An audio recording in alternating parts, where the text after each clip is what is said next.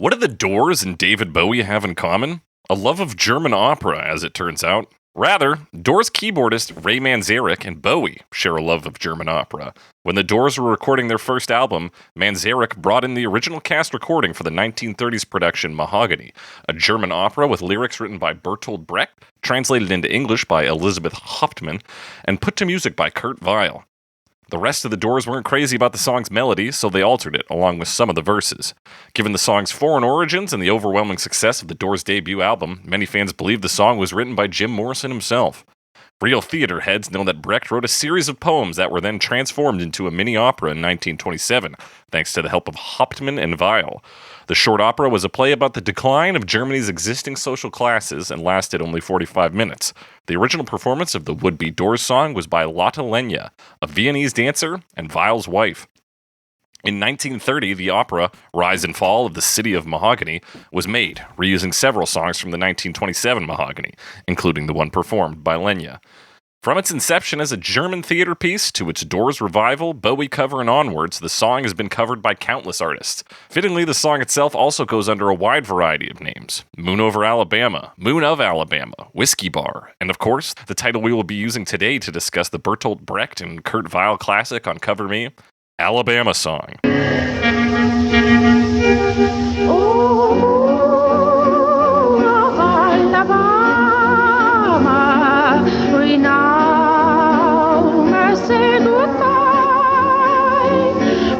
That's right, it's Cover Me, the only podcast that compares famous songs to their many cover versions to find out which one must die. I'm your host, as always, The Snake, joined by my silver dollar co-host, Alex Mildenberger. Alex Mildenberger, how you doing? I'm doing okay, other than my mic stand is like falling apart, but it's fine. Yeah, I heard that. I couldn't figure out what happened. My mic rotated 90 degrees from the top of the thing to the bottom of the thing. And I was like, what? Like, I didn't notice it happen. I was like, why is this different? What the fuck is going? But no, it's fixed now.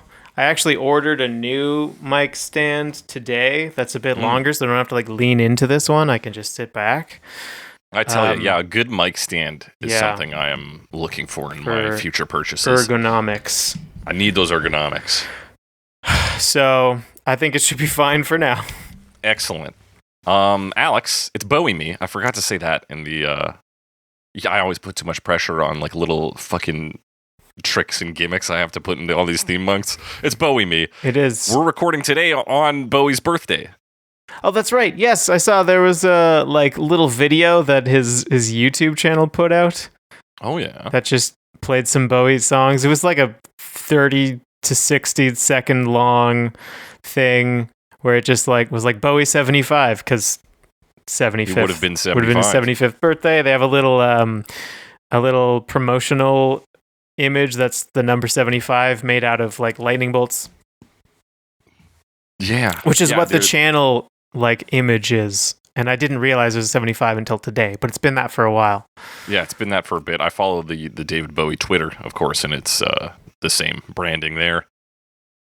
Damn, dude. 75 years of David Bowie. Yeah, not 75 years of the music or anything, but yeah. Yeah, I guess technically even him being Bowie is not 75 years, but that's true. Though I don't know. Can you imagine if he lived to be 75? Yeah, I feel like it wouldn't be that different. He'd have another album, I think. Supposedly he was planning a Black Star follow-up.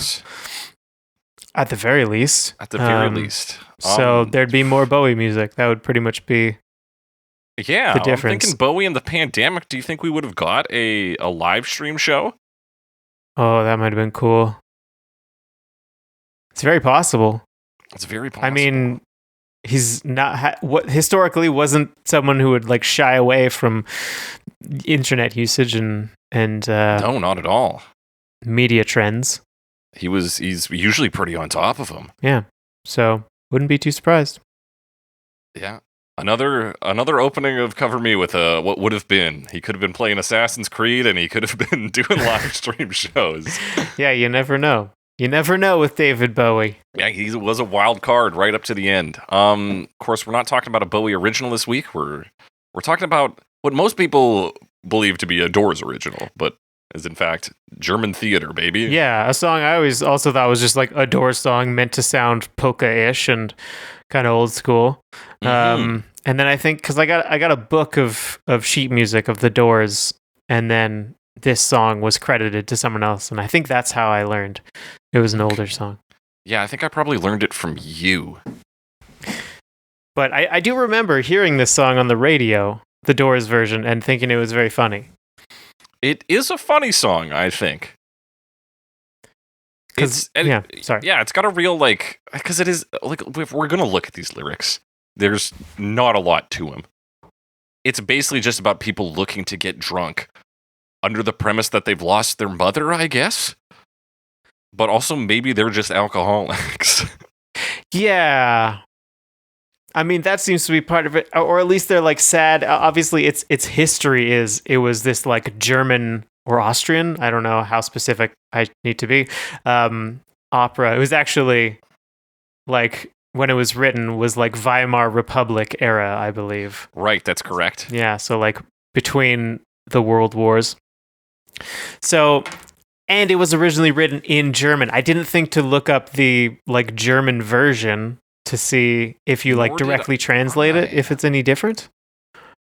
Well, yeah, because like Elizabeth Hauptmann herself is, I think, still German. Like, I think it was, and she often worked with Bertolt Brecht in translating his stuff. So yeah, because I think the story is like it was translated by Kurt Weill, or it was a group. It was sort of a group of them. Yeah. So Kurt Weill is the composer on this. Elizabeth Hauptmann is the translator, and then Brecht wrote these poems originally that I guess the three of them got together and compiled into a short opera. Yeah, yeah. And Elizabeth Hauptmann, is German, so I guess she just knew English, but like she would have known the German itself word for word. It's really just a matter of what her English ability was. Yeah. Plus, I mean, this is just going off the Wikipedia page. It says that it's written with broken English lyrics. So I think it's more of a direct translation in terms of the words, but it could miss out on some of the meaning. Like, particularly in like the early recordings, they talk about, like in the Doors version, they say little girl. Well, but in the original, they say like little boy.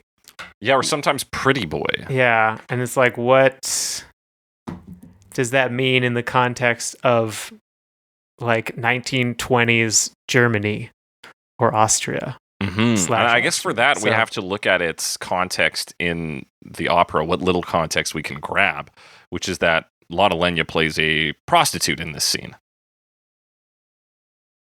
Right. So, taking Pretty Boy, who's your customers as a prostitute? Boys, hopefully pretty ones. Yeah, or maybe it's a direct translation. Could it be? I don't want to speculate because this would be potentially easy to find out. But like we say Johns to refer to a client of a prostitute, but like is the German version of that whatever Pretty Boy is? Yeah, in German? Whatever Pretty Boy is in German. I don't know. Potentially. I should have looked this up. Should have. But I think ultimately, and we're kind of talking around the lyrics. We'll do a read through of them, but I think they're these, I guess, mourning prostitutes, because that also brings us to what mama is, your old mama. True. Who I might think of like a matron of a brothel, similar to the lady talked about in the ZZ Top song, Lagrange. Right. So I'm imagining destitute prostitutes who have just lost essentially their boss / caretaker / business owner, and so they're sort of wildly out in search of comfort in the way of whiskey and also their next job, a pretty boy, to keep themselves sustained. Yeah, I don't really have anything to add to that. That makes perfect sense. Makes perfect sense. But of course, as we'll talk about with and the other thing they look for in the original is the next little dollar or silver dollar, some say. I said, at least in the introduction. I don't know if that's actually right anymore. But they're looking for money, they're looking for sex, they're looking for booze. I mean, it's money, base. Work, and comfort, I guess. Yeah. And I guess to a degree, I guess sex as well. It's work, but it's also sex. Yeah, it may be sex by way of their profession. They're simply looking to again get sex to get money. But that also kind of depends on the version. But yeah, and the lyrics are loose enough that, like, we will find the Doors version doesn't sound like it's sung from the perspective of prostitutes. It sounds like it's sung from the perspective of Jim Morrison, known lunatic. Yeah. Yep. Oh, show us the way to the next whiskey bar. Oh, don't ask why. Oh, don't ask why. For we must find the next whiskey bar. For if we don't find the next whiskey bar, I tell you we must die. I tell you we must die. I tell you we must die. It's very repetitive, yeah? Just a bit.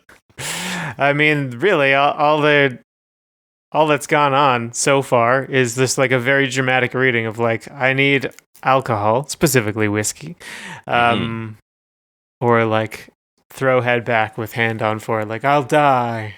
They're also supposedly in Alabama, so I don't really know the implications of that. Like, obviously, it's a European composition, and like the song is German, as we've said several times, but it's set in Alabama. I guess because it's also about like German social classes.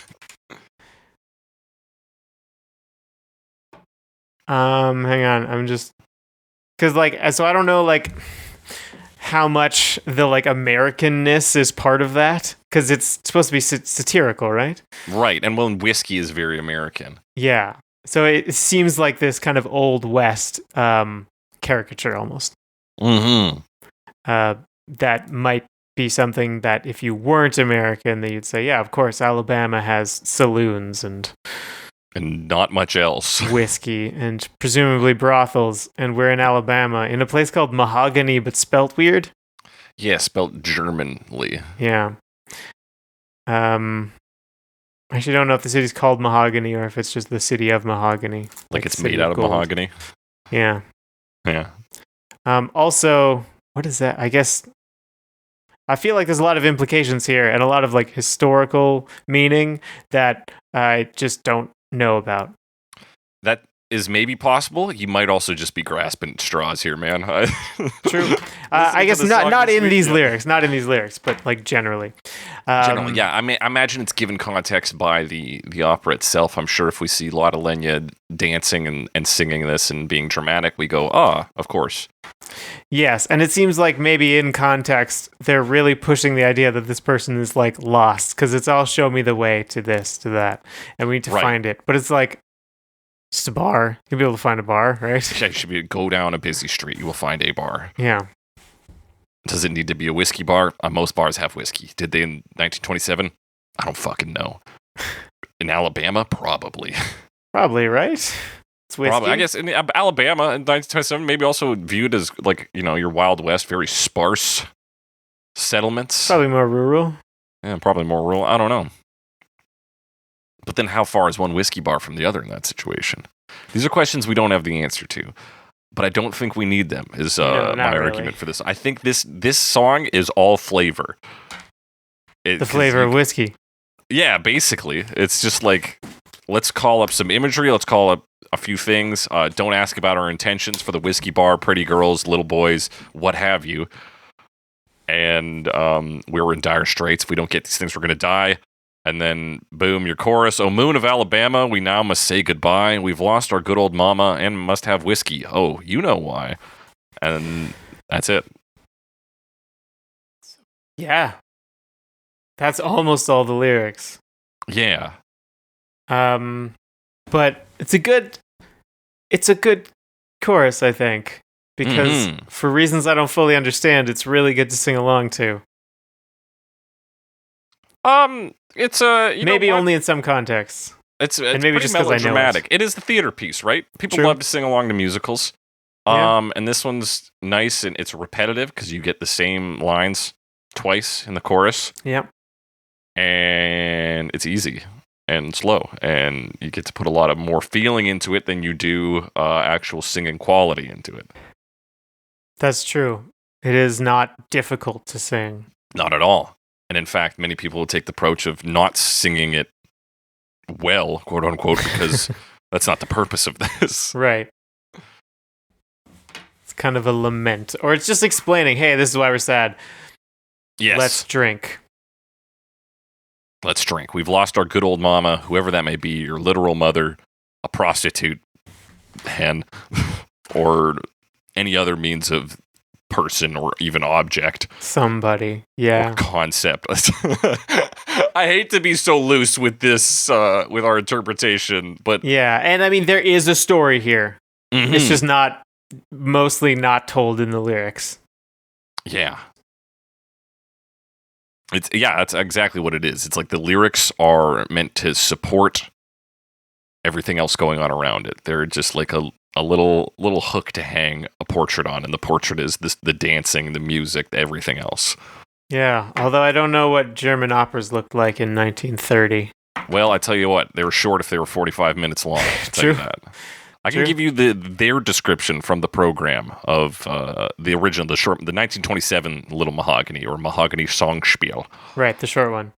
It says, Mahogany is a short, epic play which simply draws conclusions from the irresistible decline of our existing social classes. It is already turning towards a public which goes to the theater naively and for fun.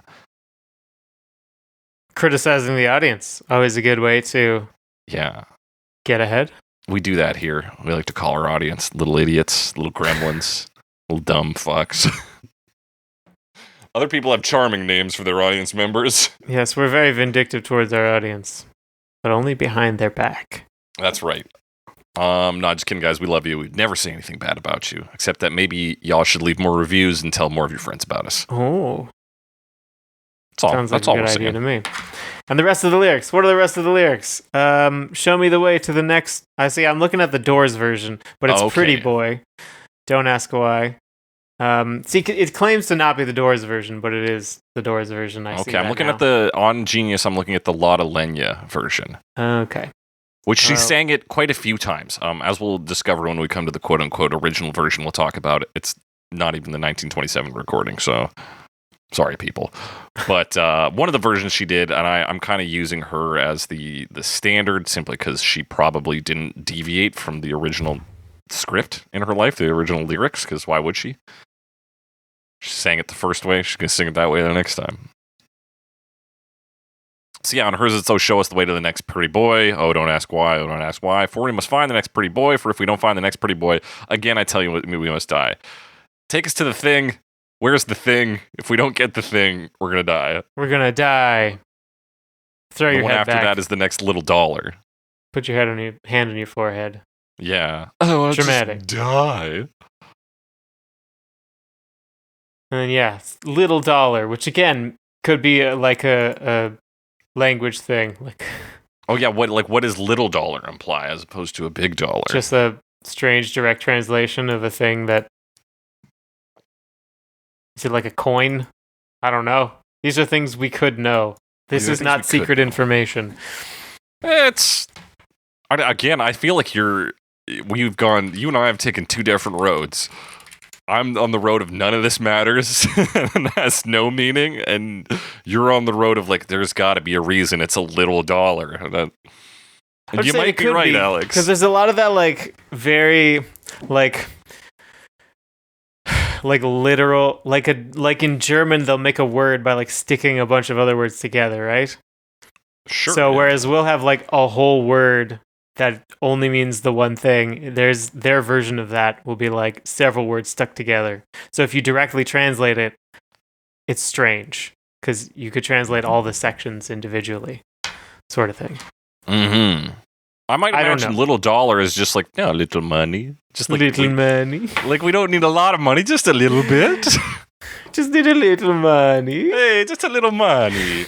To get a little whiskey or a little boy. Everything's little. I guess the whiskey bar is not a size. Did she actually say little boy, or did I just fuck that up? Let me see. It might be pretty boy. Some versions say little boy. Pretty boy. That's because the Doors version says little girl. Yeah. Which, of course, is used to make the song sound creepier, which is the Doors take. But that's the lyrics, man. That's the lyrics. That's the lyrics. That's the song.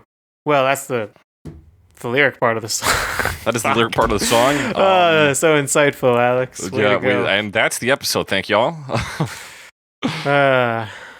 So, Alex, this song, we're talking about the 1930 version, which is the oldest one I could find on Spotify. I think, I saw an older one on YouTube.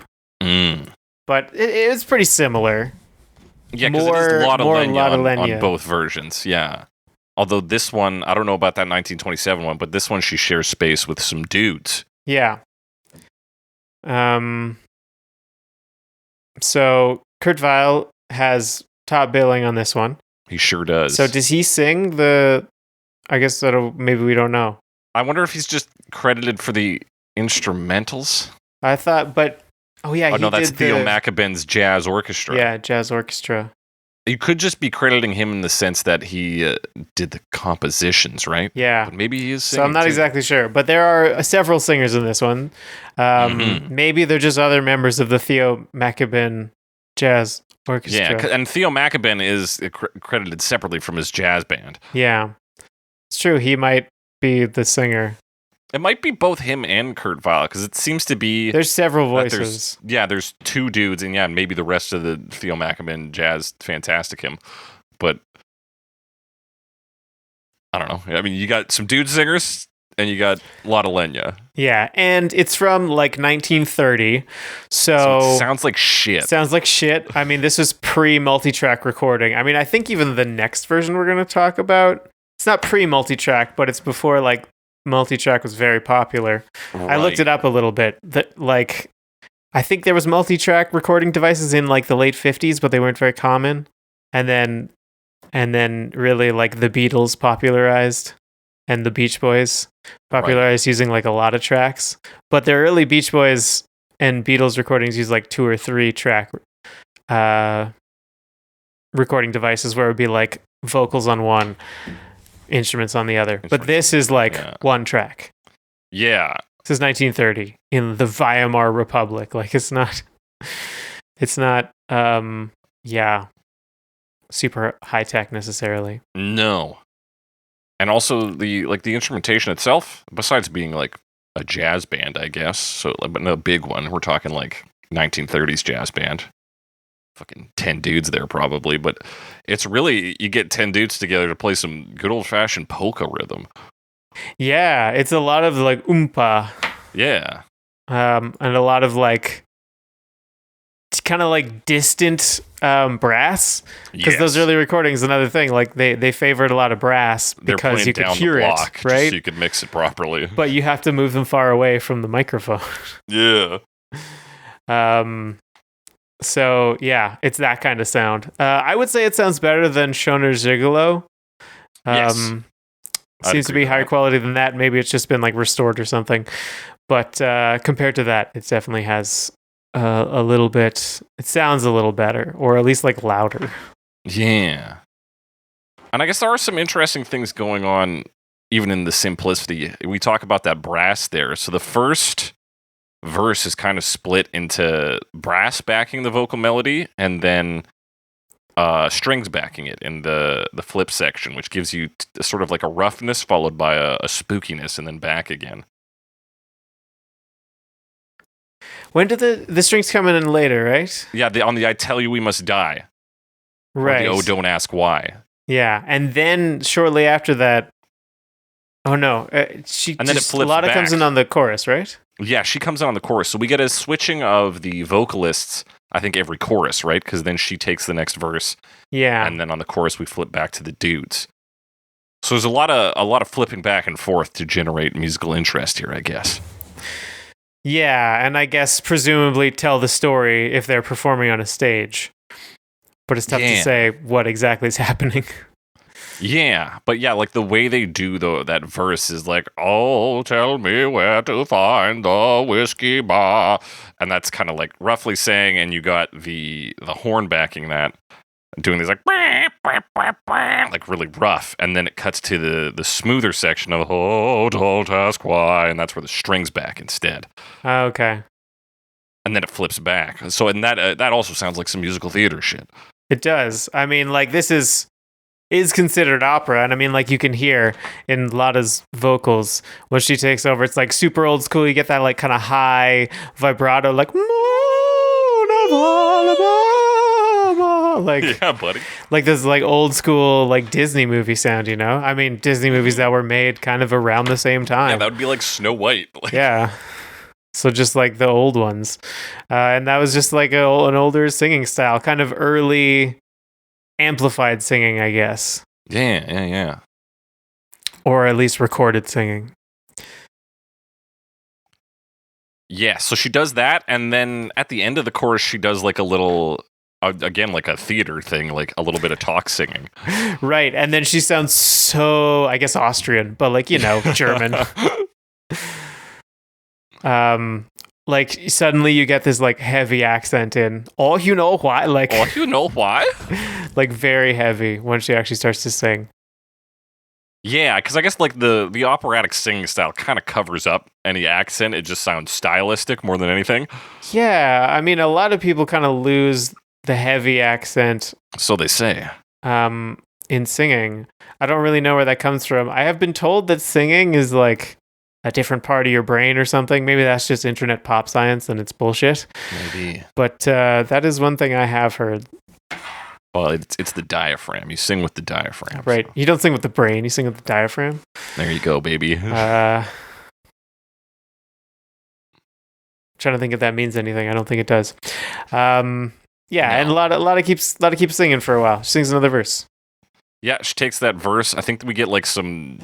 Maybe it's either there or later. We get like some extra percussion, like some castanets or something. I think that's later. It's kind of hard to tell. The instruments are very quiet. They are very quiet. Because it's a lot of focus on like the vocals, which are kind of most notable on the next chorus. Mm-hmm. Soon after this, just because like it goes back to like a man singing, but there's lots of backup. Yes. And like even one of the backup guys kind of has his own like soloish stuff going. Like... Yeah, so it gets bigger here. It's a short 3-minute song, so this is really the chorus. We gotta send it home. You're right. There's that guy in the back who's saying, "We now must say goodbye. Say goodbye." Yeah. So just kind of like more harmonies and stuff. It's more old school. Very strongly focused on like the harmony of the vocals. Yeah, we get that a sort of softer horn than what we've experienced so far. A little more sustain on him. He's not doing these sharp punches. Yeah, it's very nice. Pleasant, I guess. Mm-hmm. Another thing that comes in is like the horns they're playing. There's like yeah, kind of got some 3/4 sort of thing going on. Yeah, that's also kind of the transition, isn't it, from the verse to chorus? That is true. They do have the transition, which gets kind of adapted later on, but in this form is that. So really, it just continues into this chorus. In this chorus, keeps that transition part going. Yeah. Yeah, buddy. And then they end this one by saying, "You know why" a bunch. And maybe it's because we do know why. We do know why. You know why, you know why, you know why.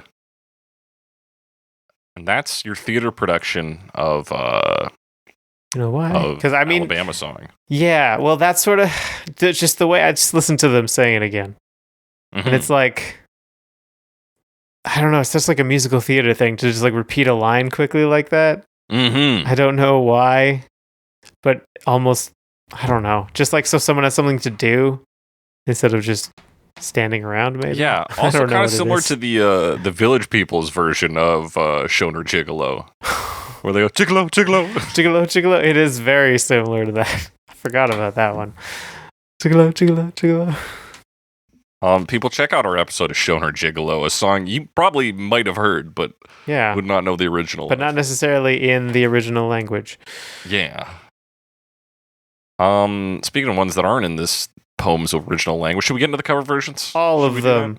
Yeah, like what else is there to say? It's like old. It's amusing because it's old. It's one of those... I mean, old things can be such a window to the past, you know? It's like you hear this stuff and it really happened like 90 years ago. Yeah. And like that's a long ass time. Like things were just so different. It's interesting to think about. Yeah, and then to see how much of it remains in the later versions. They really do set the groundwork a lot. Like that oompa rhythm never goes away. And the lyrics pretty much stay the same. Like a lot of it stays. Yeah. I mean, it definitely has the feeling of like a folk song almost. Mm. And we'll talk about that more, I think, once we get to the Doors. But certainly we will. But first, we got to talk about Georgia Brown in 1962. Oh, moon of Alabama, we now must say goodbye. We've lost our good old mama. Georgia Brown, Googled her, looked her up. Born in London's East End, which is an area known for poverty. Hell yeah. Of Jewish-Russian descent. She played Worf's adoptive mother in Star Trek The Next Generation. Fuck yeah. These are not in order. She sang with Davy Jones on The Ed Sullivan Show before The Monkees. And this was just happened to be the same night as the Beatles' famous performance on The Ed Sullivan Show. Their first performance. Or not first performance ever, but like... But like their big one on The Ed Sullivan Show. She's more of like a musical theater performer. So, you know, this is really in the right area for her, coming from this opera. And also this recording is in the early 60s, so it's like another 3 decades on. Yeah. Yeah. Heaps of time have passed here. Yeah, like you said, she's musical theater. Closest artist I can think about that we've talked about before is Liza Minnelli. Yeah, and there's some things about this version that definitely make me think of the Liza Minnelli covers. Particularly, like, it has this, like, restless energy. Yes. That it always needs to just keep moving. And right feels off the bat like you could, like, tap dance to it or something. Yeah, that I don't percussion is really focused on giving you a dance beat. Yeah, the recording quality on this is a little questionable. Like, pretty frequently, whenever anyone goes a little bit hard, it, like, overloads it, and you can hear it crackle and stuff. It's called punk rock, Alex. Look it up. Yeah, it's called punk rock. Punk theater. Rock. Anyway. I don't think it was on purpose. Maybe it was. No, Doesn't probably seem not. like it, though. It's, this music is meant to be polished, I think. Yeah. Because you get those nice little horn. I think they're horns at the start. That dun, dun, dun, dun. Or is that like a... Bah, bah. I mean, I think there's so much stuff going on. It's probably like horns and woodwinds. Yeah, that checks out.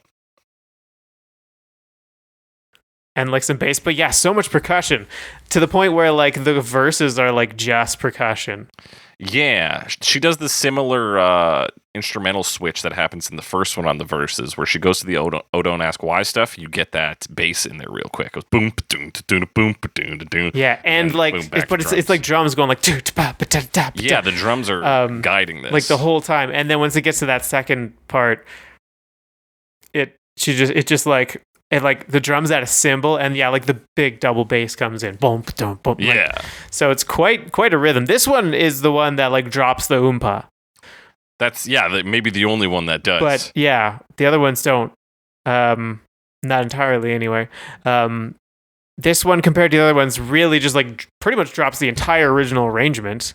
Yes. And just like does its own thing. So I would say it's the most different. Yeah, certainly instrumentally the most different. But yeah, and I guess also tone-wise, because she does suffer from the Liza Minnelli "we're just having a good time" syndrome. Forget about these weird lyrics, which also does fine in this one because I feel like the lyrics are just kind of free for anyone to play around with. It's anyone's game out there, man. Right, as much as like it's kind of a tragic song because there's death involved. Yeah.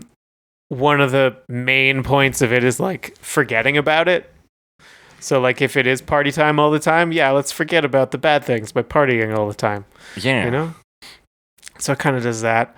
But I think it sounds pretty good. it's got a lot of stuff going on. I like that bass, pretty deep bass. There's a bit where it goes into this like walking bass line. Yeah, that's your chorus.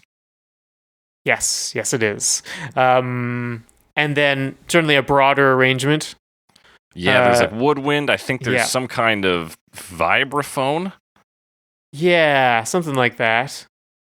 Definitely like some piano, just a little bit, and like little like flute licks. Yep.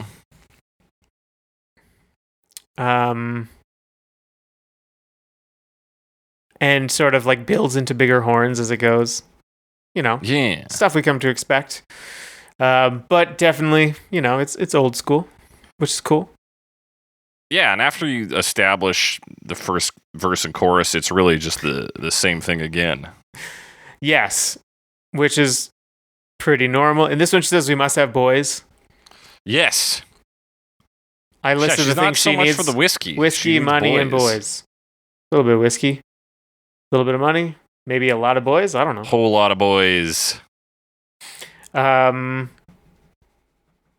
I thought it was really cool because of how like rhythmically oriented it was, which is quite different. I mean, the original one just had the like boom, bump, boom, bump, boom. Yeah, which is some rhythmic orientation, rhythm. But this is like the drums are just going and going, and that was cool. Even though it has like a whole orchestra. It's a very cool arrangement on those drums. And I think the other instruments are pretty cool to have in there. Like you said, it gets a bit muddy sometimes, but I don't think it takes away from the energy necessarily. Yeah, that's not because there's too much stuff, I think. I think it's just because it's an old school recording and like maybe someone dropped it. Like, I don't know. And like now it's kind of fucked up. Yeah, that could well be it. Speaking of kind of fucked up, though, it's time to talk about the Doors. Yeah. 1966.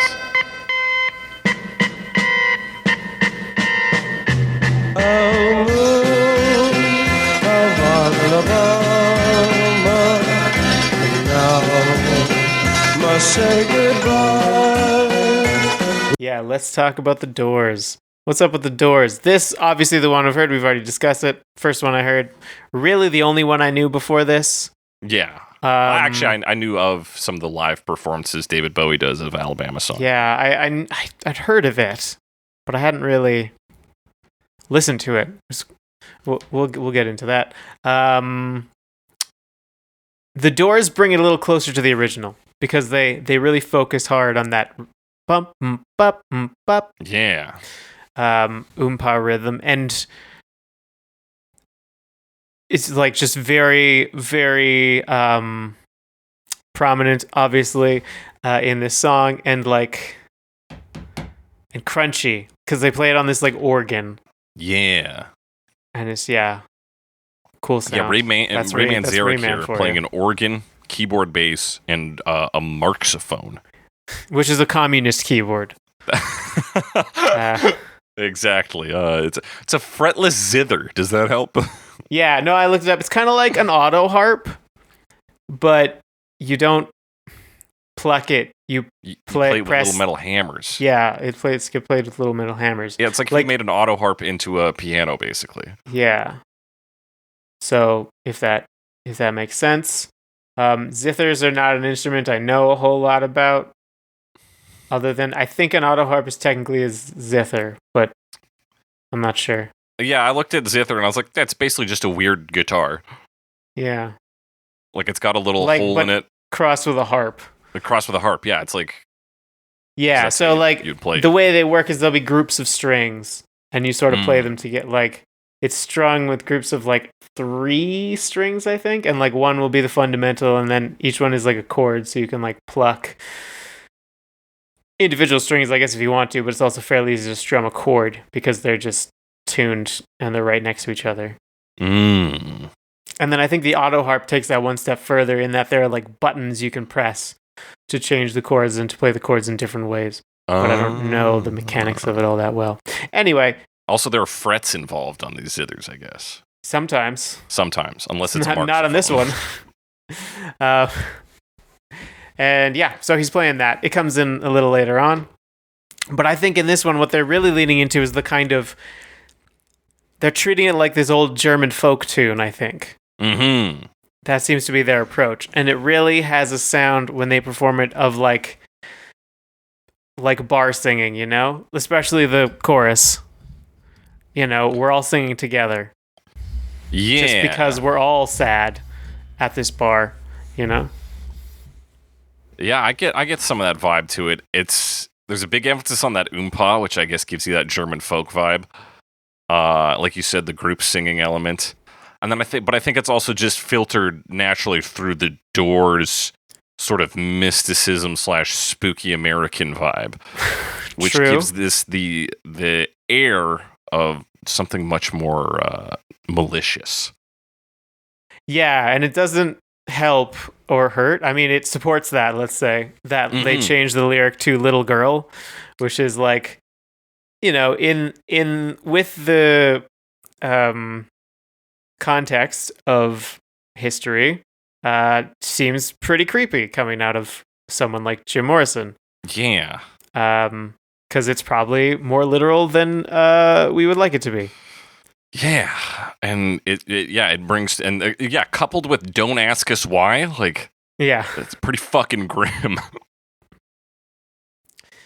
But then we're all singing together and having a good time because it's the 60s and no one cares, I guess. Yeah, well, and they bring in other elements of, like, I guess dark Americana, you could call it. So in that folk vein, there's a bit of a carnival vibe to some of the instrumental sections that come in. The organ itself holds a bit of that carnival spirit, which, of course, evil carnivals are a dime a dozen. Most carnivals are actually evil, so it's it's not hard to draw that line. I mean, we didn't even have to say it. You can just say carnival. There's carnivals, and then there's good carnivals. Exactly. But like that's the distinction. Is redundant. Yes. Yeah. But yeah, this one is definitely meant to give us a dark image, and whether that is just purely art on Jim Morrison's part or just him literally being himself, we cannot say with certainty, but it may be a bit of both. Yeah, it's hard to tell. But I mean, even looking at the album artwork, because this is the Doors' first album, like it's very harsh lighting, like from one side. So there's a lot of shadow on that in that artwork. So I think there is, you know, some dark theme there going on, theme of darkness. Obviously, they picked a song that talks about death a lot. We need to drink or we'll die. Yeah. That's, if you really think about it, that's, you know, that's a darker theme. Well, yeah, and this is the same album that ends with The End, a song about death being his only friend. Yeah, true. That's true. But also made, like you said, kind of a little bit whimsical, particularly by that zither sound, because it's just a higher, like, plinky sound. Yeah, but also that's the one that plays in the "Oh, Don't Ask Why" section, right? That yeah, it sounds like very... I wouldn't have been able to tell you what it was before looking it up. No, sure. Yeah. As soon as I had the personnel, I was like, well, it's not this. It's got to be a Marxophone. Like, what else could it be? An auto. Yeah, this one, as we said, dark. We get some mad zithering in there.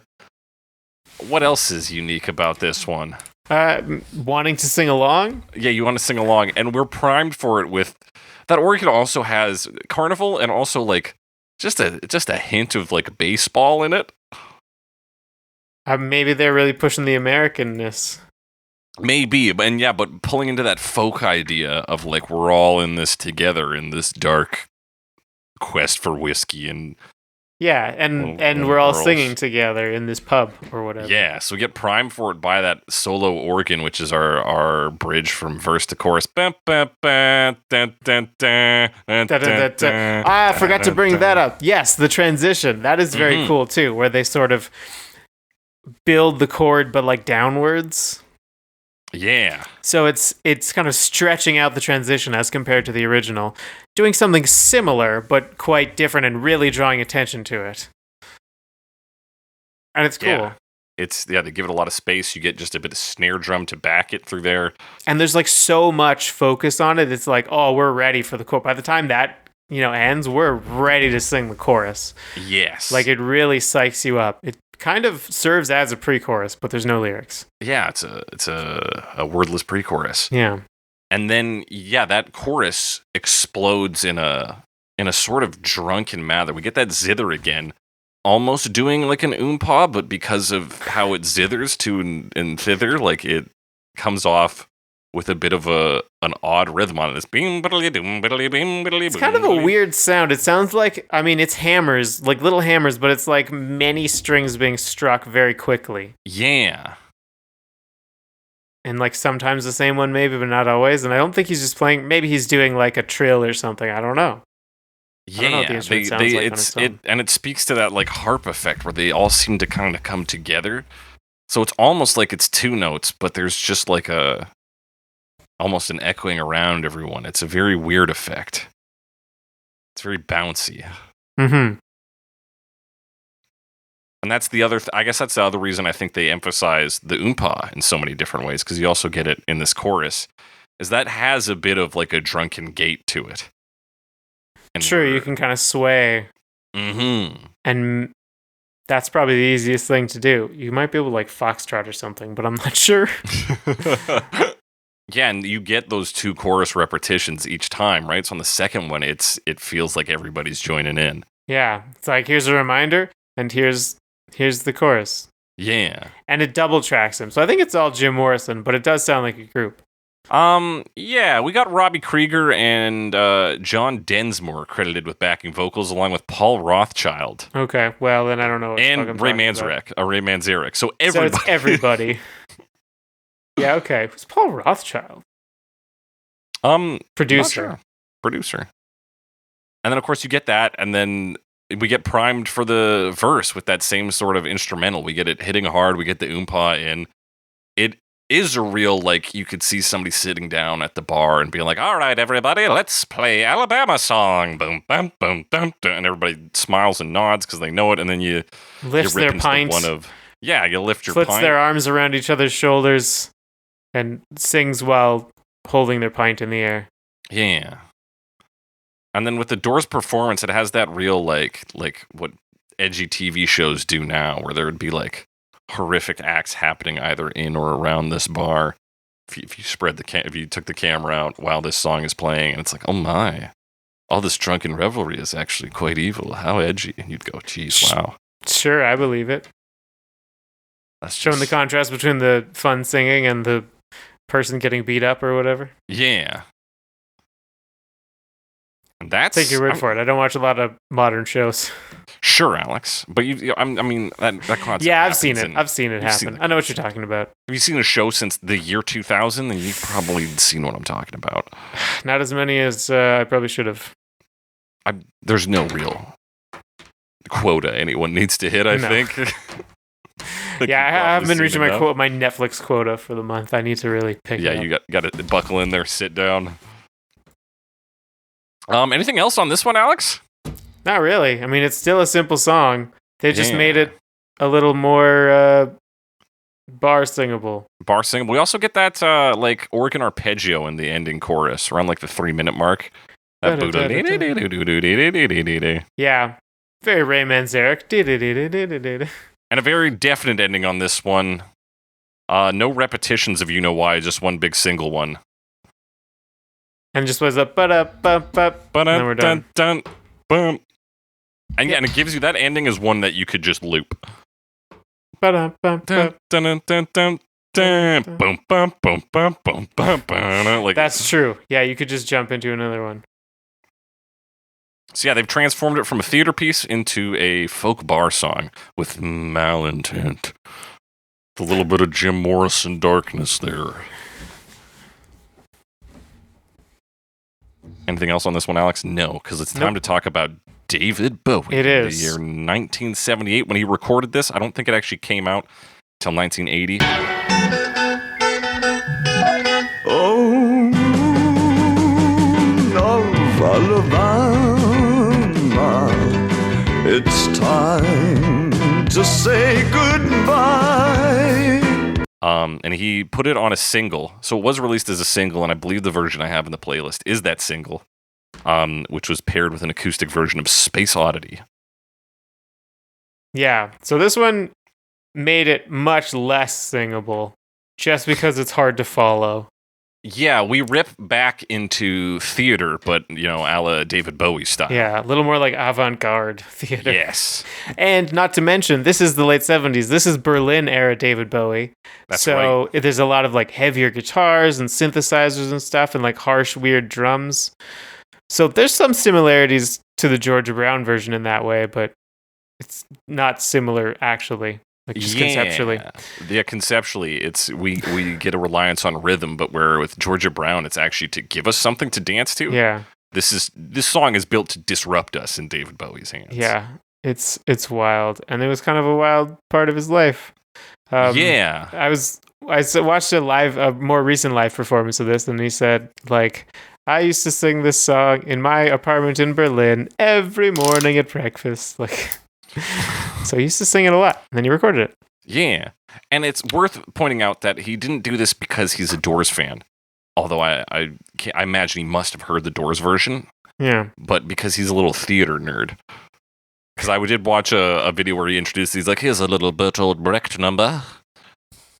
And everyone's like, yes, Bertolt Brecht. Yeah, everybody nodded wisely. I was like, oh, yes, of course, Bertolt Brecht. Yes. Oh, The Rise and Fall of Mahogany. Yeah, oh, yes, oh, yes. But yeah, we get this wildly discordant version with kind of the guitar tone you expect of that era. Really, really rough and tumble stuff. It's very... yeah, and like when he does this heavy like accent, he sounds very Berlin era Bowie, He's singing this, at least the verses, he's singing like, what's my closest comparison? Like Beauty and the Beast, I guess. Mama, someone fetch a priest. And when he like really gets into that like heavier like South London accent stuff, show me the way, The way. Yeah, you're right. He also gets like the most Muppet ass sounding backing vocals on this. Real high pitched stuff. This is the precursor to Labyrinth. We're approaching Labyrinth with this. But yeah, it's just like the verses are just like tension filled. It's an attack on the senses. The synth is coming in and fucking being mean about stuff. We get these high pitched backing vocals. I tell you, we must die. Yeah. And then a pretty significant switch up into the chorus. Mm-hmm. And very, very slow. Like David Bowie goes into like a croon, as he does sometimes, and slows way down. And it's really just like kind of weird drums, actually. Yeah, these drums are just... like, yeah. Like trying to find a beat almost. Yeah, very strange pattern. And then other than that, it's like some piano chords and like a guitar. That's like that really I think wavery. A bass doing that boom, boom, boom, boom, or is that a guitar doing that? Sounds rhythm? like there's several different rhythms happening all at once here. Yeah. And it kind of speeds up over the course of the chorus. Yeah. What's kind of interesting, what seems to happen is like he speeds up over the course of the chorus, goes back to normal speed for the verse, and then slows down to the speed of the end of the previous chorus for the second chorus, and then just like continues to speed up. Right, and then goes back to the verse, and then continues speeding up the chorus. So it's like kind of a continuous thing, but it gets broken up by the verses. Yeah. Oh, yeah, there's a lot of stuff going on in this version. And also you get to hear him say, why? So there's a lot. Dude, there's a lot here, man. Yeah, this is dance. And it ultimately just like amounts to a version that is jarring, that is disarming. Yeah, but like cool, you know. Very cool. Hard to dance to, though. Yes, but perhaps better for you in the long run. Hard to sing along to, and hard to make much sense of. But like, it's cool shit. It's a lot of like cool synthesizers going on, harsh guitars, and David Bowie just like when he's singing slow, really chewing up some lyrics. Yeah, just really because he used to do some theater shit. Yeah. And he also did some acting throughout his life. So to see him combine these elements in what is, originally an opera song. But to be David Bowie about it and just be like, oh, let's be very weird and freaky is like, that's good stuff. Yeah, plus it's kind of like, because this is his like Berlin era, right? Mm-hmm. Associated with him living in Berlin. This is kind of that more, I guess, mainland Europe, Eastern European influence. Because it is a German song / Austrian song. So it's just, it's cool to see like a more direct influence from that in this time period. Yeah. It's a very cool cover from a David Bowie historic standpoint. Yeah. Is it the greatest cover he's ever made? Probably not. Is it very cool though? Yeah. Yeah. Yeah, it's cool to listen to. It's probably not good for all situations though. It's and maybe an acquired taste for someone who's not as big a Bowie fan as we are. Yeah, maybe, but I think if you're coming off of the Doors, like conceptually, the discord and like eeriness is already present in the Doors version, and I think the jump to David Bowie from there isn't that large. No, although it does feel very different. So I guess you could appreciate two very different how sounds. different it is sonically. And he does say goodbye in German near the end. Auf Wiedersehen. Auf Wiedersehen. Which is my approximation of the pronunciation. That's great, and I love it. Is there a ukulele in this? Like second chorus? You're asking the wrong guy. I got like a 150. 150. That's the wrong timestamp. Fuck. Oh no, it's like... Anyway, don't worry about it. Yeah, it's just doing like a little rhythm in there, isn't it? Yeah. I don't know if it's ukulele, but... anyway. The big ending where they say "you know why" a bunch, and then it all stops. And that's Alabama Song as performed by David Bowie in the year 1978, remastered in the year 2017 for some fucking David Bowie compilation album. A new career in a new town. Fuck yeah, I love that song. It is a good song. But we're not here to talk about that, Alex. We're here to talk about Long Tall Texans in 1991.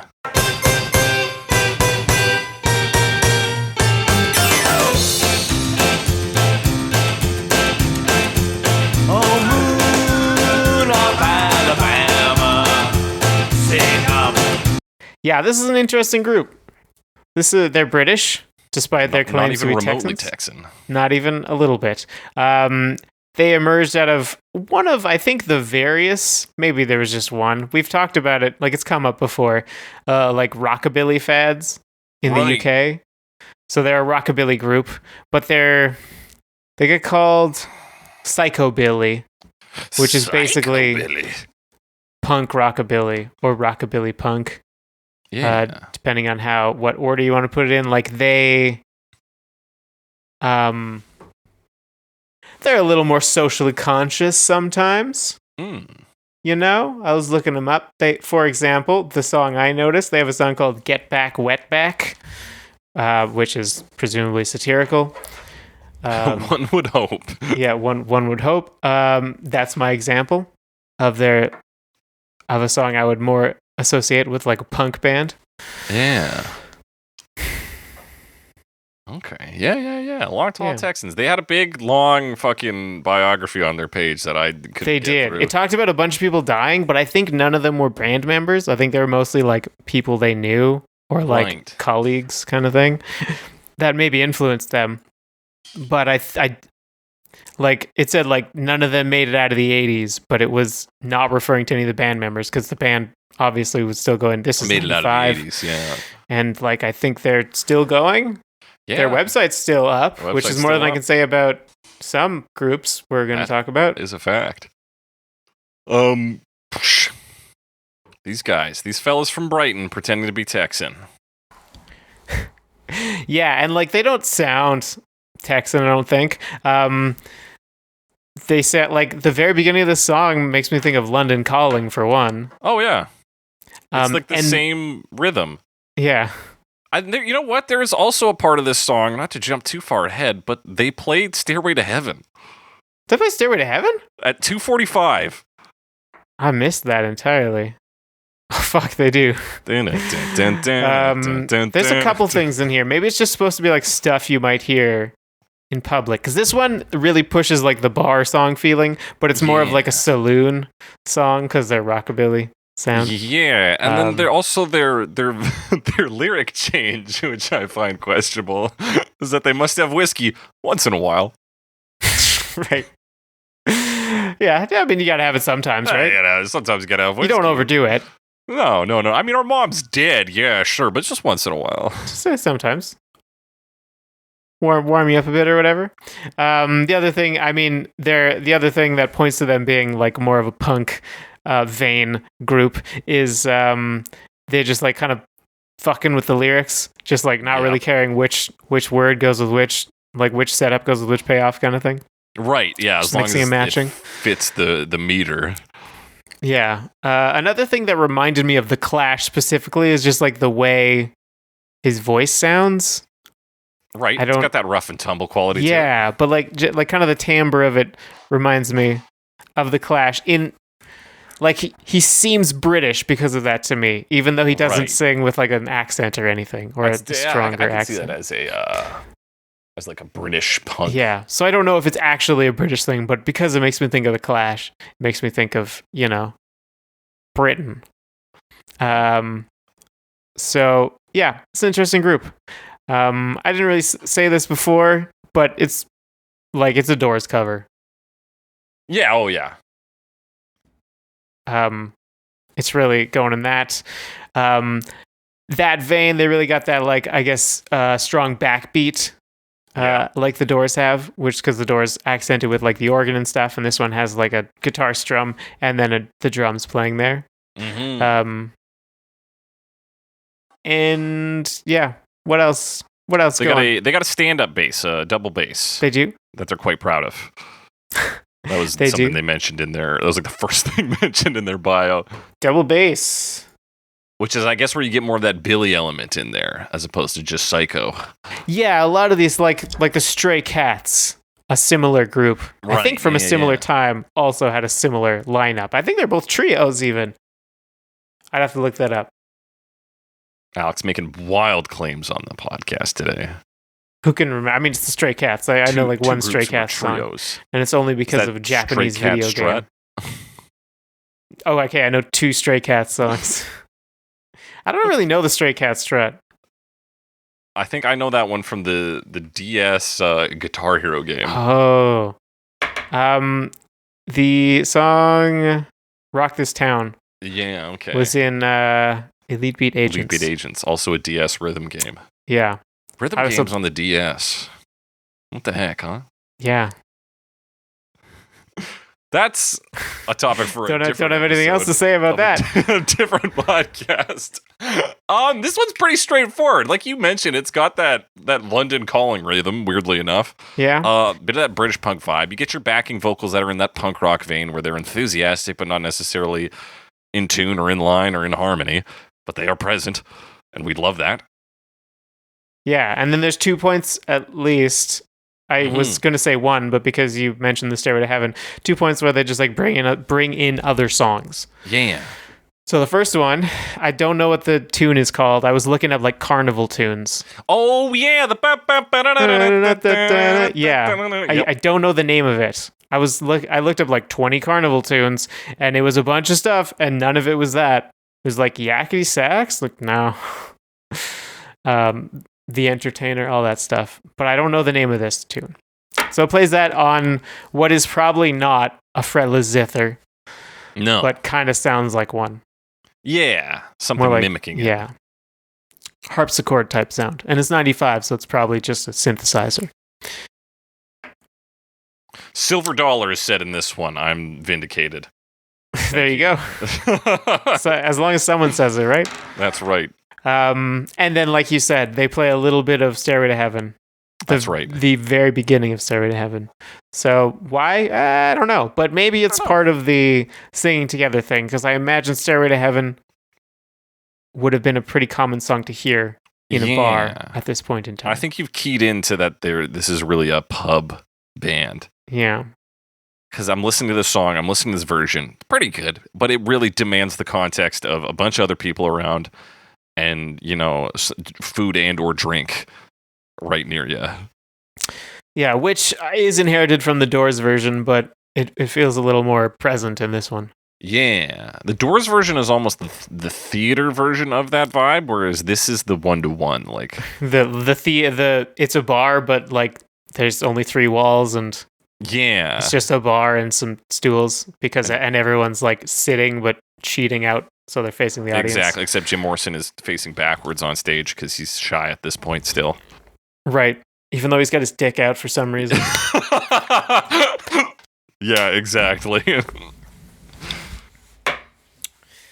But yeah, that's the vibe I get from the Doors versus Long Tall Texans, is because maybe just because I don't see the Doors as a pub band. True. Yeah, I agree with that. But that's how Long Tall Texans feels to me. Neat little version, poppy little piece with some weird allusions to other songs. For the circus one, I get like that, and that's direct line from the Doors, implied carnival setting. So these guys are maybe just the Doors, but without the high-minded implications. They're just implying things. We're gonna play the circus riff. We're gonna play this like it's a bar song in a bar. Yeah, it's more direct, I guess. Mm-hmm. They don't have time for illusion. No. I know writers who use subtext, and they're all cowards. They're all cowards. Speaking of, yeah, I gotta get away from just using "speaking of" and then saying whatever last 2 words we said. It works sometimes, but it's not. It always does work sometimes. Speaking of music that works sometimes. No, it was close. It was close to being there. Speaking of things that are a near miss, though, Todd Rundgren, Geoff Downes, and Zoot Horn Rollo in 2014.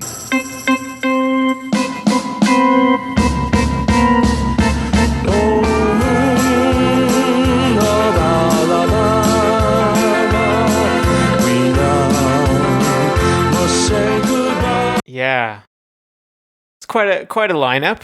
Todd Rundgren, performer, has done a lot of production of some fairly prominent songs. Yeah, I know producer. The name. It's come up, I think, but because he's famously Liv Tyler's father figure. Oh, that's him. And he wrote the song. I believe he wrote the song "Hello, It's Me" for her, which is a famous Todd Rundgren see that. song. Multi-instrumentalist, producer, sound engineer, solo artist, member of the New Cars, which was a band featuring original members of the Cars and also Todd Rundgren, I guess. He was a member of Nas, Runt, Ringo Starr in his All-Star Band, in which Todd Rundgren was Ringo Starr. Yeah, so he's played with a lot of people, and it looks like he produced for Grand Funk Railroad and Badfinger and Bat Out of Hell also. Apparently. Yeah, that doesn't surprise me. He's really more of a music industry famous than he is yeah, as much as he's a performer, he's probably more behind the scenes than in front of them.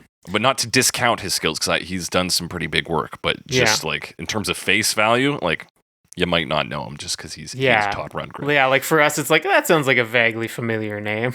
Exactly. And speaking of names that weren't familiar, but their credits sure were, Geoff Downes. Geoff Downes, yeah. He has quite a history. Keyboardist, played in The Buggles. Yeah. He played in Yes, although I don't think he was the original keyboardist, and also co-founded Asia. Yeah. So, yeah, he's played in quite a few groups. And probably made a lot of music that I have listened to. Yeah, he's also a songwriter and record producer. So not just a keyboardist in, 3 moderately successful bands.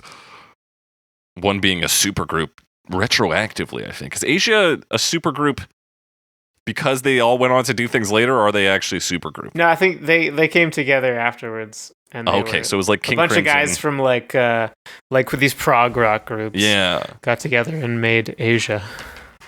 Wrote Heat of the Moment and then called it a fucking day. Yeah. Except not really. There's actually quite a bit of Asia. There's quite a bit. Doesn't Asia eventually like split off and become two different bands named Asia? Probably. They got a wild history, but we're not here to talk about that. We're here to talk about Zoot Horn Rollo as well. Zoot. Who's Bill Harkleroad as his original name. He's an American guitarist known for his work with Captain Beefheart, who's a big like avant-garde, sort of in the vein of Frank Zappa. Yeah, we talked about him when we talked about Frank Zappa. Over the summer. That's right. The Entrepreneur Summer. Yeah. And he was part of the Magic Band as well. Ranked the 62nd greatest guitarist, according to Rolling Stone magazine. And yeah, he doesn't even really perform much anymore. No. Sounds like he does music stuff that is not performing. So, massive credits here. Huge names. Yeah. For what is perhaps the most lukewarm take on Alabama song we're going to hear today. I know, right? It's like too many cooks, I think. You know? Yeah. Because these are all like some pretty prominent creatives and just like stick them together. And what happens? You kind of make a not that great Doors cover. Because this is a Doors cover album. Doors cover album. Classic rock salute to the Doors called Light My Fire. I actually didn't see. Yeah, it's like a compilation of a bunch of different. I don't know if this was made for this album or not. That's not important. The point is, these guys recorded it. Yeah, it's a little more in your face about being blues rock, I think. Yeah. Like the Doors version, but someone like didn't have the restraint to not do anything. Like there's just a lot of stuff in this. We're filling it in, and yeah, we're filling in musically, but we're losing tone. And like, you know, what made the Doors version so compelling, and even versions like David Bowie's in the original, is the theater around it, the implications, the aura of it, the ambiance. Yeah, they all have at least something to like musically latch onto, and this one's more just kind of lays down a groove. Yeah. Musically, this one is latching onto the idea that the Doors did a good version of it. Yeah, and it's kind of doing that. There's still like an organ, and there's still, I don't know, other stuff. Mm-hmm. Mostly the organ. Country guitar that comes in. The organ doesn't sound as good. There's big synth kind of filling in everywhere it can. Yeah. Some woodwinds or synthesized woodwinds also in the mix there. They actually get a solo section. Yes, so there's a solo section about 2.5 minutes in, where you get this like flute synth, and it sounded like two things to me. It sounded Western. Mm-hmm. You know, like old Western movies. They're like It's like whistling, right? Yeah. But it also kind of sounded Banjo-Kazooie. Yes. Yeah. 100%. So there's definitely more twang in this one than probably even more than the Long Tall Texans. Yeah. Maybe. But it's like, and like you said, maybe too many cooks. They don't lean into the twang. No, it doesn't ever really, I guess you'd say, come together. Mm-hmm. At least not for me. Yeah, it's just kind of lukewarm, like you said, and it's all there, but the parts aren't that great. Yeah, there's just no there's no point, there's no hook. It's not like this is the Doors version that does this. Like the David Bowie version is the very discordant and like out there version. The Long Tall Texans is pub rock all day long. Yeah. The theater versions are theater versions. Like Georgia Brown is a very clear style of music and clear take. Whereas this is like blues country, Banjo-Kazooie. Yeah. Yeah, a little Grant Kirkhope. Yeah. And a little, I don't know. Actually, I was going to say a little Grant Kirkhope and a little fucking, what's his name, who did the Western soundtracks? Oh, Morricone? Yeah, Morricone. Ennio. But that actually sounds awesome. That sounds great. Yeah, so we'll look forward to that. And then, like, vocally, it's just like as close as we can get to Jim Morrison. Without being interesting. Yeah, it's just like, forgetting that Jim Morrison, not really a good singer, just an interesting, like, baritone on him. Right, has a really interesting tone, which is perhaps undervalued in some ways. But yeah, not like technically the greatest, but sounds very cool. Yeah, it's like looking at the Doors version and then being like, I don't know what makes this work. We're just gonna do this. Like, we're just gonna throw some shit at it. It's gonna do something vaguely bluesy. Also, I played this video game 2 decades ago. Yeah, you guys ever play Banjo-Kazooie? Let's just do that for a minute. Yeah, very disappointing, given that the credits we got to pull from this one were pretty cool. But we're gonna flip that expectation, I think, with our next ones, the Talltones in 2014.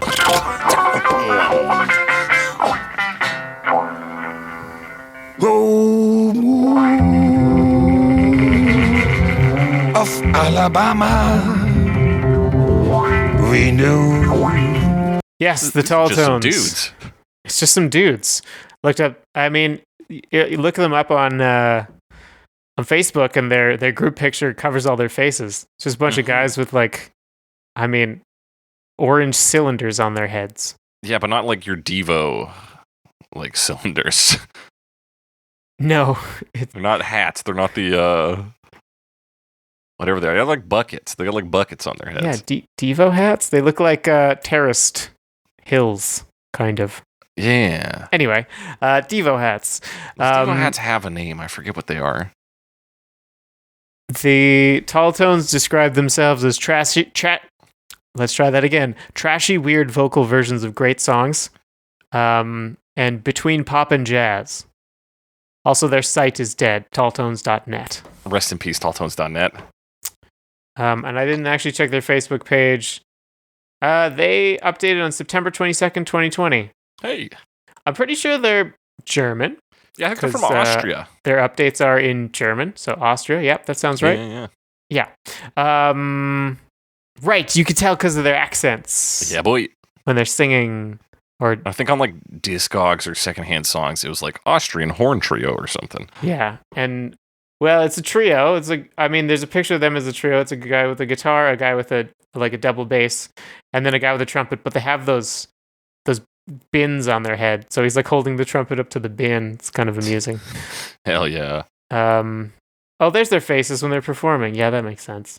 That's probably the time you'd want. So they do have faces. Nice. Anyway, but what's the song like? We know what the band's like. What is it like? Well, it starts out fairly jazzy. You know, it opens with like a trumpet solo and this really like kind of rhythmless bass part. Yeah, it's very moody and rhythmless. And then that like guitar comes in. It's very like wah heavy. Yeah. But yeah, it gets really. I mean, they say between pop and jazz. There's definitely some jazz in there. I would say after that intro, what it reminds me of the most is like gypsy jazz as a genre. Okay, yeah. Not exactly. It's not a 1-to-1 match, but there's definitely more of like a European feel to this one. We're bringing it back to Europe. Bringing it back to Europe. But it's more modern. Yeah. And kind of like the David Bowie one, we open with a space that is like that rhythm section is not meant to be followed. It's meant to be observed and go, like, where's the rhythm? Somebody help me.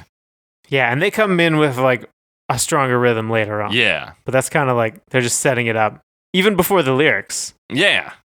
We get that kind of play the kind of thing the going on the bass. On the trumpet. And then some stings on, I think, that wah guitar and also maybe an organ or something. Yeah, maybe. Definitely a trumpet. Yeah. I don't know. There's also like a really high plucking of something there. Yeah, it seems like there's something keys like, but it's hard to tell. Yeah, so some kind of organ. First minute and minute and a half, maybe, minute 20 seconds about, is all instrumental on this. And then, but after that intro section that like doesn't have a rhythm, the rhythm's very fast. Yeah. And then they kind of do similar to the David Bowie version in that like their choruses are very slowed down. Yeah.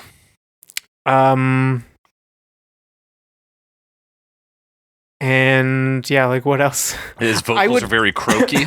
Excuse me. They are, and he kind of does some like stuff, like affects. He also sounds like he's trying to be French a bit. A little bit.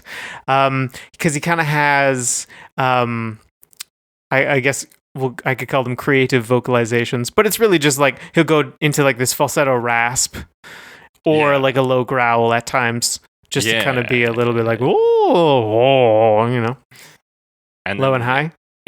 Some dynamics in there. I would say overall, it's kind of like the Doors version, but mixed with the David Bowie version, as performed by the original artists. That's actually a pretty good summation. Yeah, because it's got like the melody and feeling kind of from the Doors version. It's got like the different sections and tempo changes from the David Bowie one, but the more Eastern European feel and acoustic composition arrangement of the original song. And then, of course, he pulls in that repetition a lot, which shows up in the Bowie version as well as the original on the ending, at least, where he says "mama." He says "mama, mama, mama, mama." So it's an interesting version. It's definitely more out there than the other ones. Definitely. Maybe not more out there than the David Bowie version. No, but it is appreciably out there. No, don't ask why. Yeah, he like really grasps that this song, maybe in the year 2014 and today, is meaningless, right? Like, we've lost our good old mama in the sense that we've lost the 1927 play. Like, it's probably still around, sure, but like its connection to us, a modern audience. Yeah, it's political satire, so like it's probably very specific to it expired in 1928. Like. So it's that's gone. Mm-hmm. It's completely divorced from that. So I really did like the loose, fun approach they took to this, while still having compelling musical segments in it. Like, it's still listenable, but you can tell they're having a good time. Right, and there's some interesting different elements. Like, I mean, we've listed a lot of stuff. That later on, there's a bit where like they slow way down for or I guess maybe it happens in both choruses. Slows way down, but then like the guitar's kind of like noodling the whole time. Yeah. And like going fast. So, or no, everything kind of is. That's kind of how they do the choruses. I didn't mention that before, but it's kind of like every instrument is fast strumming, but obviously not every instrument strums. So it's whatever that instrument's version. Yeah. So it's of fast strumming quickly, is. But it doesn't like moon, and then they go. Yeah. You know. That's a very European, I think, playing style. It reminds me of like an Italian sort of like romance piece, like you'd hear it from the gondolas or something. Yeah, that sounds vaguely right. I'll paint you the Hollywood picture of it, as I guess what I'm saying, having never been to Europe, right? Only loosely understanding ideas from films and books and what have you. But it strikes me as that. Hey, I watched JoJo Part 5. I think I know a little bit about it. I'm pretty much a world traveler now. Yeah, that's this version. It's your version for little kooky the wild crazy card lads. version. Yeah. Yeah. And it's a lot of fun. Not as fun as summarizing these three things into three categories is going to be, though, let me tell you. And we do have three categories in our final verdict. We have the worst version, the best version, and the version that would do the best in Alabama. Which one do Alabamites love the most? Alabamans? That's a good question. I like Alabamites. It does seem pretty fun, doesn't it, Alabamites? Alex, what's the worst version of this, and why is it Todd Rundgren? Why is it Todd Rundgren? Yeah, last week we talked about how none of the versions were like bad. Mm-hmm. They all kind of had something different and interesting going on, and there was like a decent crop of covers. And this almost had that. Yeah, but almost. Unfortunately, Todd Rundgren, Geoff Downes, and what was the other guy's name? Zoot Horn Rollo. Zoot Horn Rollo broke that streak. It's just I don't know. There's just not. It's kind of a boring version. It's either too much or not enough or something like that. but yeah, it doesn't. it is doesn't make it out of both. just being like mediocre and uninteresting. Mm-hmm. There's no reason to listen to it over the Doors version, especially because it doesn't provide a new interesting take. It doesn't even like. There's not even like the update perspective where it's like, but the instruments are much sharper on this. Like, right? It's just more busy. There's no benefit to this version, unfortunately. It just is. Yeah. If you want the Doors but worse, there you go. Alabama Song by Todd Rundgren and the gang. Worst version. Alex, best version. Best version. This was tricky. I mean, there's obviously the big name ones. You know, we got some Doors, we got some Bowie, and those are really good. They are really good, and I really enjoyed them. Enjoyed a lot of them. And I'm struggling with this because of that. And I might just give up on wild card. Sure. So I don't have to pick between them. You know? Yeah. But here's what I'm gonna say. Say it. I'm gonna wild card. Okay. And I'm gonna give it to Georgia Brown. That is because I really liked the percussion parts in the verses, and that was a cool thing that didn't really come up again. I don't. And to find an interesting take pre-Doors cover was difficult, but I think Georgia Brown pulls it off. Yeah, I think that's a remarkable version. I don't know the best, but I appreciate the wild card take, Alex. I like you picking that.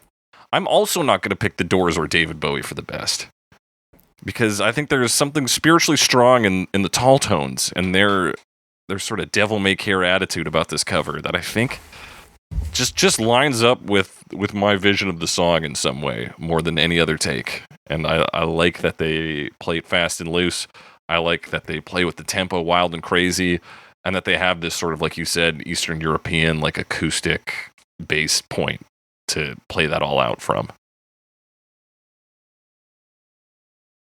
Hell yeah. Yeah. Sorry, I was second guessing that it might be Central European. Doesn't matter. European. Take out the Eastern. German is probably the most German. Austrian. accurate. They're an Austrian gang of lads. True. And they just seem like good fucking lads. Best song for the lads. Best song Alex, for being good lads. Who's the best song for the Alabamians? Probably fucking Todd Rundgren. Ugh. Am I right? Are you right? I don't think so. I have no idea. I mean, it's probably the Doors. Easily. Probably already is the Doors. Easily the Doors. If not just based on what version of this is most popular. Yeah, because it's just the most popular version, so But also it's the most American version. That's true. It's not like faux American like the Long Tall Texans, which doesn't actually feel that American. No. Yeah, I'm gonna say the Doors. Good choice. So I was gonna be rude and be like, probably fucking like the Todd Rundgren version of this piece of shit, but like, why am I mean to people in Alabama? Like, what did they ever do to me? Alabamites. Yeah, I actually looked it up. It is Alabamian or Alabaman. Okay. Yeah. Which is if your name's Ian and you live in Alabama, you're an Alabamian. Yeah, Alabamian is doesn't roll off my tongue. No, certainly not. Yeah, it's got to be the Doors, Alex. Obviously, the Doors is the most Alabama version. Going down to Alabama, we've got the Doors and whiskey bars, spelt without an E, mind you. I will mind that. Mind it, and y'all should mind the fact that that's our final verdicts. That's it. If you got a different opinion, similar opinion, want to talk to us about a version we didn't talk about, hit us up on Twitter, #CoverMePod, @JakeTheCressy, @SomeAlexWiseGuy. Send us your comments, questions, concerns, suggestions for future episodes, which you can also do by email at covermepod@gmail.com. Be sure to rate and review us. We're on all your favorite podcasting apps: Apple Podcasts, Google Podcasts, Amazon Podcast, Spotify, Stitcher, another podcasting app. And tell your friends about us, because we don't know them, or else we'd do it ourselves. That does it for today's episode of Cover Me. Thank y'all for joining us, and as we always say on Cover Me, we've lost our good old mama and must have Cover Me. You know why.